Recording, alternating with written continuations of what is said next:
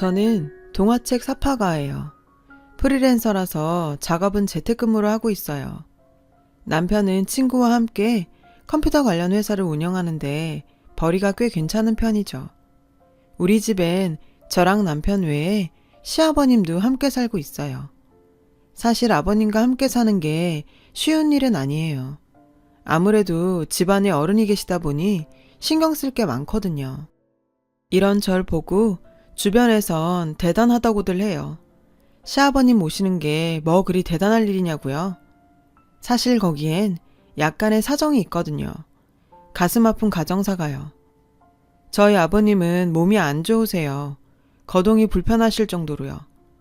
저희 부부가 결혼하고 얼마 안 돼서 뇌출혈로 쓰러지셨는데 이후에 뇌졸중 진단까지 받으신 상태죠.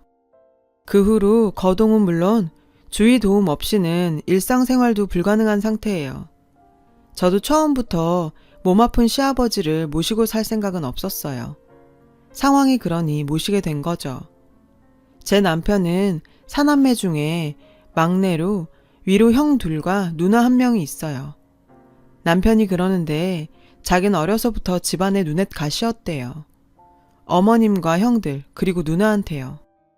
이미 든든한 두 아들과 살림 미천인 딸까지 있으니 딱 됐다 하는 찰나에 계획에 없는 넷째가 태어나서 어머님은 무척 황당하셨다나 봐요. 먹고 살기도 힘든데 입만 늘었다고요. 그래서일까요? 남편은 어린 시절을 생각하면 암울한 기억뿐이래요. 늘 혼났던 기억과 어머님의 푸념이 떠올라서죠. 넌 태어나지 말았어야 했어.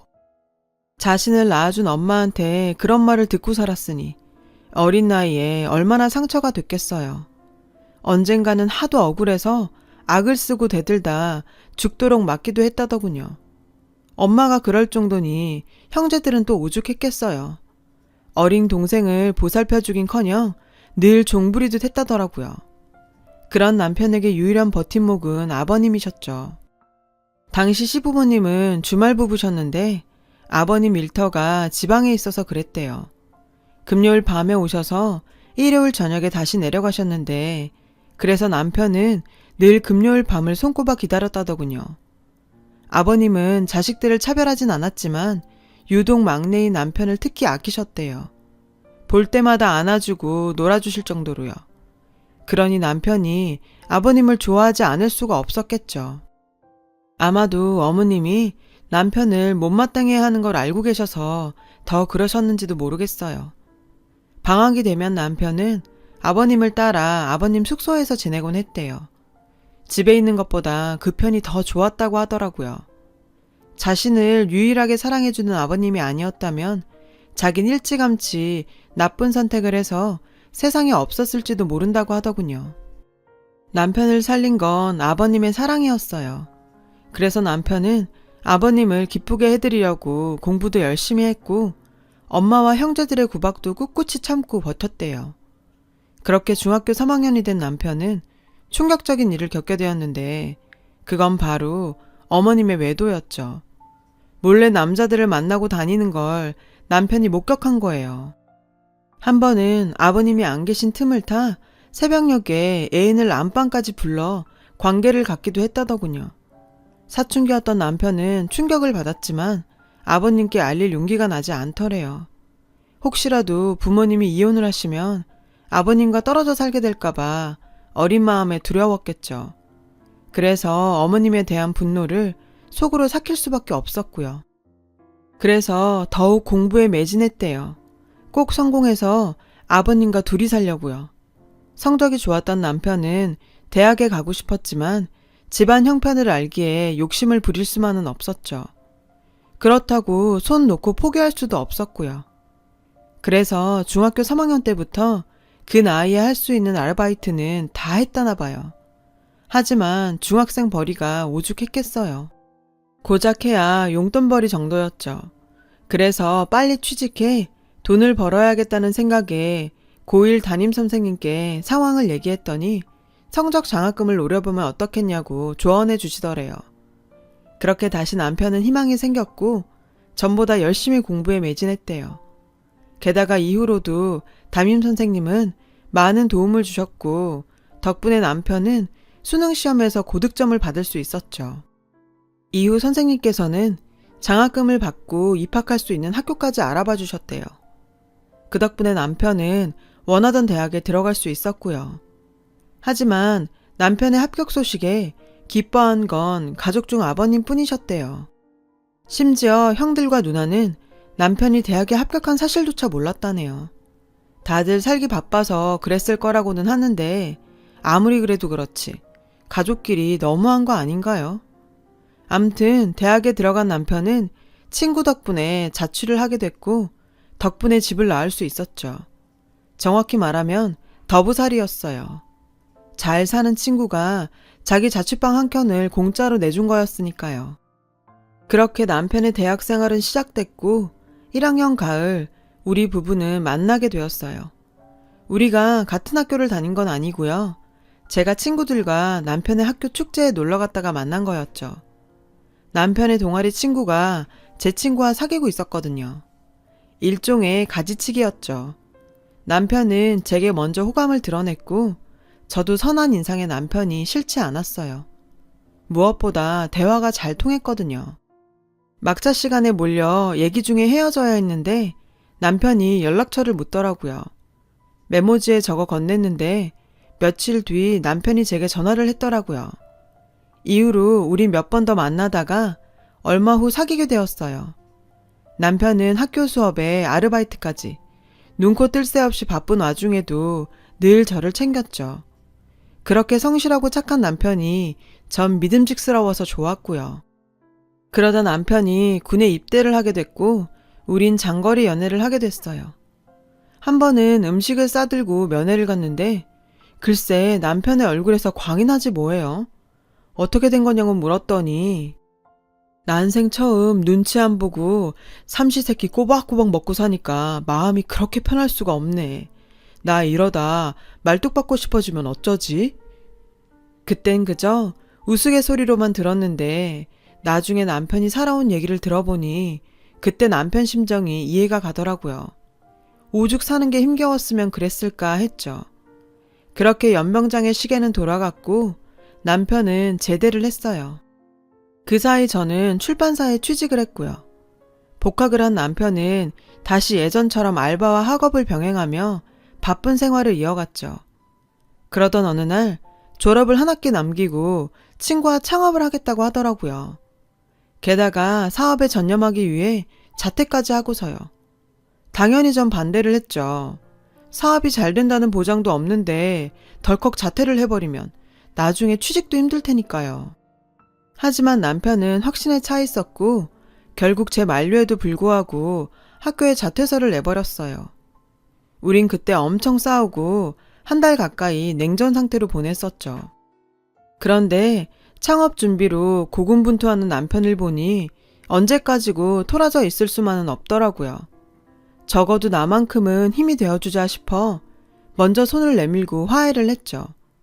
남편의 회사는 컴퓨터 프로그램 제작과 스마트폰 앱을 다루는 회사였어요. 젊은 패기였는지 정말 자신이 있었던 건지 남편과 친구는 자신감이 넘쳐 보였죠. 하지만 모든 일이 다 그렇듯 기반을 다지기까지는 시련이 따르기 마련이잖아요. 남편 회사 역시 그랬어요. 처음엔 고전을 면치 못하다가 우연히 기회를 잡게 됐죠. 시범 삼아 출시했던 스마트폰 앱이 입소문을 타기 시작했고 그걸 필두로 출시한 앱들이 연달아 히트를 친 거죠. 덕분에 회사는 궤도에 오르게 됐고요. 정말 기적 같은 일이었어요. 남편이 청춘을 갈아 넣은 회사는 그렇게 조금씩 성장을 거듭했고 현재는 중소기업 수준의 매출을 올리는 회사로 거듭나게 되었어요. 남편의 노력이 빛을 발한 거죠. 당시 전 출판사에서 사파 디자인을 맡고 있었는데요. 대형 출판사라 월급이며 복지도 괜찮아서 나름 안정적인 생활을 하고 있었어요. 그렇다 보니 슬슬 결혼을 꿈꾸게 되었죠. 하지만 아무리 기다려도 남편은 결혼 얘기를 꺼내지 않더라고요. 내심 서운한 마음이 들던 어느 날 남편이 회사로 찾아왔더라고요. 오랜만에 같이 저녁을 먹자면서요. 그런데 그 순간 전 알아버렸어요. 이 남자가 청혼을 하려고 왔다는 걸요. 평소 입지 않던 양복에 넥타이, 게다가 손에 땀이 나는지 자꾸 손바닥을 바지에 문대고 있었거든요. 전 모른 척 시치미를 떼고 남편이 먼저 고백해주길 기다렸죠. 궁금했거든요. 부끄러움이 많은 이 남자가 어떻게 청혼을 할지 말이에요. 그렇게 식사를 마치고 막 일어서려는데 남편이 제 손을 덥석 잡더라고요. 그리고 떨리는 목소리로 말했죠. 자신은 지금껏 한 번도 누려보지 못했지만 저와 함께라면 따뜻한 가정을 꾸릴 수 있을 것 같다고요. 자신과 결혼해달라고 말이죠. 대단한 이벤트도 아니고 눈물 나는 멘트도 아니었지만 솔직하고 담백한 그 말에서 전 남편의 진심을 읽을 수 있었어요. 그래서 흔쾌히 승낙했고요. 그날 우린 카페로 자리를 옮겨 그동안 하지 못했던 이야기를 나누었어요. 남편의 가정사에 대해서요. 자신의 어린 시절과 가족사, 그리고 힘들었던 성장 과정, 아버님에 대한 이야기까지 모두를요. 나직한 목소리로 담담히 이어진 남편의 얘기에 전 눈물이 났어요. 20살 때부터 곁에서 지켜봤기에 힘들게 살아온 건 알았지만 그 정도일 줄은 몰랐거든요. 이번에 인사드리러 가보면 알겠지만 나한테 가족은 아버지뿐이야. 혹시 다른 사람들이 상처 주는 말을 해도 그냥 듣고 넘겨줬으면 좋겠어. 미안해, 내가 이런 놈이라서. 전 그런 남편한테 걱정 말라고 했어요. 직장생활 짬밥이 얼만데 그런 자리를 못 넘기겠냐고요. 그러면서도 내심 걱정이 되긴 했죠. 앞으로 계속 볼 시댁 식구들이니까요. 그렇게 우리는 시댁에 인사를 드리러 가게 됐어요. 집에 가보니 남편 말대로 우릴 환영해주는 건 시아버님 뿐이더라고요. 어머님은 보자마자 빈정거리셨죠. 지 형들보다 먼저 가겠다니 나 원참. 넌 장유유서도 모르니? 생전 연락 한 번 없더니 결혼할 때 되니 부모가 필요하긴 했나 보지? 배은망덕한 놈 같으니라고. 시종일관 어머님은 남편을 깎아내리는 말만 해대셨어요. 그런 어머님 앞에서 남편은 죄인처럼 고개를 숙이고 있었죠. 얘긴 들었지만 막상 눈앞에서 보니 가슴이 미어졌죠. 그날 우린 최대한 감정을 억누른 채 시어머니의 푸념을 듣다가 저녁도 제대로 못 얻어먹곤 쫓겨나다시피 나왔어요. 분하고 화가 났지만 나보다 힘들 남편을 생각해 꾹 참았어요. 반면 우리 집에선 남편을 반갑게 맞았죠. 이미 부모님과는 학부 때부터 얼굴도 익힌 데다 밥도 몇 번 먹었던 사이라서 마치 아들 대하듯 자연스럽게 대해주셨거든요. 남편도 자기 집에서와는 달리 밝고 활기찬 모습이었고요. 그런 모습을 보니 저도 덩달아 기분이 좋더라고요. 가여운 사람, 처가에서라도 대접받고 살게 해야겠다 마음 먹었죠. 그리고 얼마 뒤 양가 상견례가 있었어요. 바로 전날까지 전 시어머니 때문에 걱정을 많이 했는데 웬일인지 상견례 자리에서는 멀쩡히 행동하시더라고요. 아무래도 사돈 앞이라 그런 거겠지만요. 우린 둘 다 모은 돈이 많지 않아서 조촐하게 친척들과 친구들만 불러 식을 올리기로 했어요. 그렇게 결혼식 당일이 되었고 우린 별탈 없이 식을 올릴 수 있었어요. 그런데 결혼하고 얼마 안 돼 일이 터지고 말았죠. 아버님이 쓰러지신 거예요. 병원에 가보니 뇌졸중이라고 하더군요. 그런데 그 말을 들은 시어머님이 세상을 다 산 사람처럼 곡을 하시지 뭐예요. 전생에 내가 무슨 죄를 지어서 저 인간 병수발까지 해야 돼? 지질이 복도 없지. 아이고 내 팔자야. 사람들이 쳐다보는데도 아랑곳 않고 자신 팔자 타령을 하시더라고요. 그 모습을 본 남편은 주먹을 부르르 떨었어요. 전 혹여 남편이 무슨 짓이라도 벌이지 않을까 가슴을 조였죠. 한참을 곡을 하던 시어머님은 저희 부부를 보며 그러시더군요. 니네 형 누나들 바쁜 거 알지? 보니까 니네가 제일 한가한 것 같던데 집에 들어와서 네 아버지 간호 좀 해라. 새아기 너도 어차피 결혼을 했으니 일 그만둬야 할 거 아니니? 시집 온 지 얼마 안 된 며느리한테 시아버지 병수발 떠넘기는 것도 모자라. 뭐가 그리 당당한 건지 이해가 안 됐죠. 게다가 들어와서 병수발을 하라니 말인즉슨 시집살이를 하라는 거잖아요. 하루아침에 시집살이에 병수발까지 하게 되다니 기가 막혀서 말도 안 나왔죠. 아버님 간호까지는 어떻게 봐주겠지만 그래도 이건 아니죠. 그런데 남편은 흔들리는 것 같았어요. 그날 밤 남편은 제게 아버님을 우리가 모셔야 할 것 같다고 하더군요. 하지만 그러기에 우리 집은 무리였죠. 세 사람이 살기엔 저희 집이 좁았거든요. 게다가 환자를 모시는 거라 더더욱이요. 그런 제 말에 남편은 눈물까지 흘리며 부탁을 했어요. 그 눈물을 보니 저는 안 된다고만 할 순 없었죠. 그래서 그래, 내가 한번 접어주자 했죠. 그렇게 우린 시댁과 합가를 결정했어요. 전 출판사에 사직서를 내고 본격적으로 아버님 병간호에 나섰죠. 근데요, 제가 어머님 대신 당신 남편 병수발까지 들고 있는데도 어머님은 손 하나 까딱 안 하시지 뭐예요. 게다가 잔소린 또 어찌나 해대는지 누가 보면 제가 시댁에 친정아빠 모셔와 사는 줄 알겠더라니까요. 성질 같아선 다 엎어버리고 싶었지만 남편을 봐서 꼭 참았어요. 비록 거동은 힘드시지만 볼 거 들을 거 다 하시는 아버님은 절 볼 때마다 눈시울을 붉히시며 어눌한 말투로 미안하다고 하시더군요. 그 모습이 어찌나 짠하던지 울컥했죠. 그와는 달리 어머님은 절 괴롭히는 것도 모자라 툭 하면 아버님 옆에서 빨리 죽으라고 곡을 하셨죠. 아우, 저 인간 차라리 빨리 요단강이나 건널 일이지. 정말 인간 같지도 않더라고요. 아버님 앞에서 서슴없이 그런 소리 해대는 걸 볼 때마다 전 오기가 생겨서 아버님 간호를 그만둘 수 없었어요. 보란듯이 잘 해내겠다 마음먹었죠. 남편은 남편대로 늘 제게 미안해했어요. 살림하랴 시집살이하랴 아픈 시아버님 간병하랴. 솔직히 지금도 그때 일을 생각하면 우라가 치밀곤 해요. 그런데 문제는 이게 다가 아니었어요. 남편과 제가 둘이 벌어 살다가 남편 혼자벌이로 살림을 해야 하는 판에 시어머니의 아픈 시아버지까지 돈 들어갈 곳은 늘어났고 그러다 보니 가게는 점점 구멍이 나기 시작했거든요. 그러던 어느 날이었어요. 장을 보고 집에 왔는데 아버님이 안 계시는 거예요.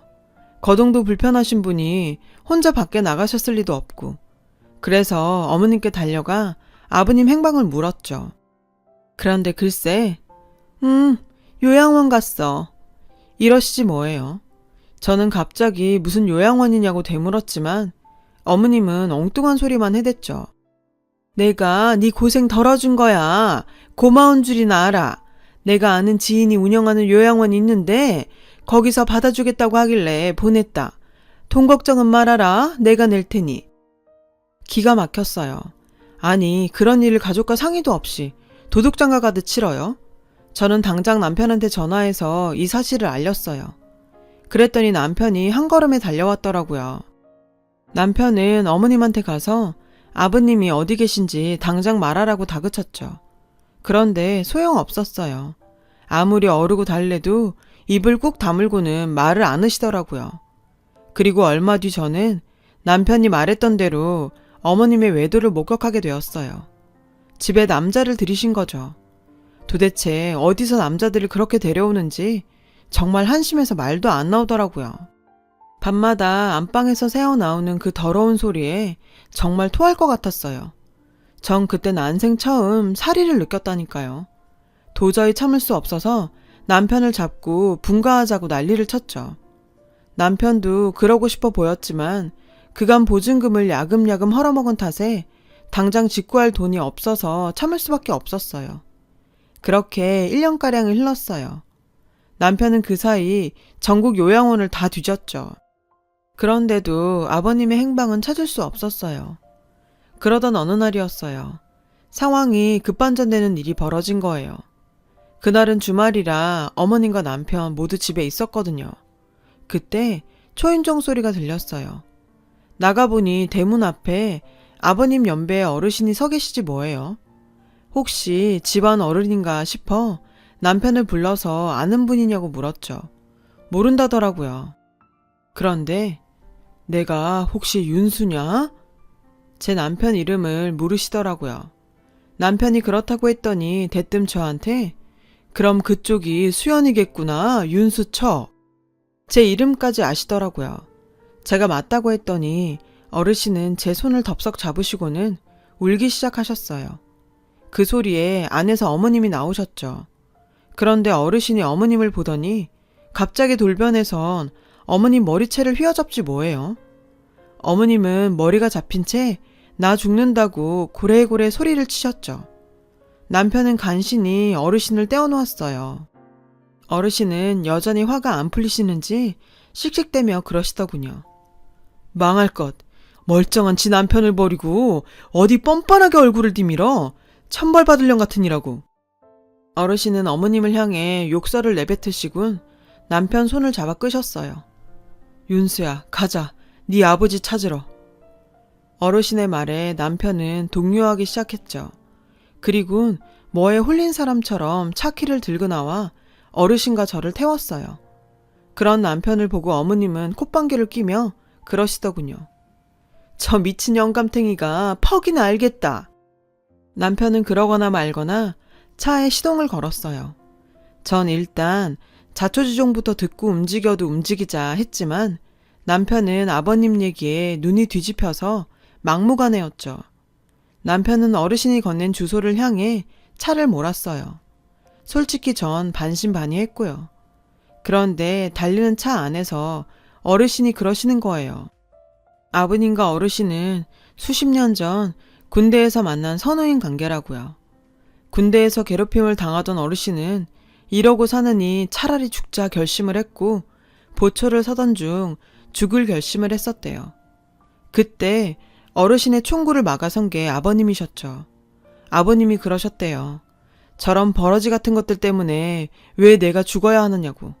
죽고 싶으면 차라리 그 정신으로 살아서 복수하라고요. 저놈들 보란듯이 멋지게 살아내서 떵떵거리고 잘 사는 게 쟤들이 가장 두려워하는 복수라고요. 죽어봐야 개죽음밖에 더 되겠냐고. 그 말에 정신이 확 들더래요. 그래서 그날부터 죽기 살기로 악을 쓰고 사셨대요. 아버님은 제대하는 그날까지 어르신을 곁에서 지켜주었고 그렇게 두 분은 의형제로 지내셨다고요. 하지만 제대 후 얼마 안 돼 어르신 가족은 미국으로 이민을 가게 되었고 타지에서 먹고 사느라 바빠서 연락도 못하고 사셨다고요. 그렇게 아버님과 연락이 끊어진 거죠. 그러다 은퇴 후 생활에 여유가 생겼고 유독 아버님 생각이 간절해서 무작정 한국을 방문하셨었대요. 수소문 끝에 가까스로 아버님과 재회할 수 있었다네요. 얘기를 들어보니 우리가 결혼을 하던 그 시기쯤 같았어요. 이후로 한동안 통화도 하고 편지도 주고받았었는데 갑자기 또 연락이 끊어졌다더군요. 아마 아버님이 쓰러지신 그 시기였던 것 같았어요.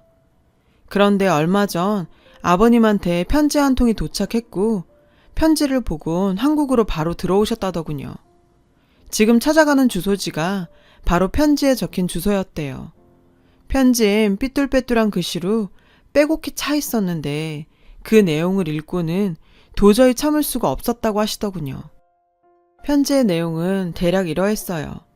어머님이 애인과 작당해 자신을 외진 요양원에 보내버렸고 유일하게 자신을 보살펴주던 막내 아들 내외와도 연락을 끊어버렸다고요.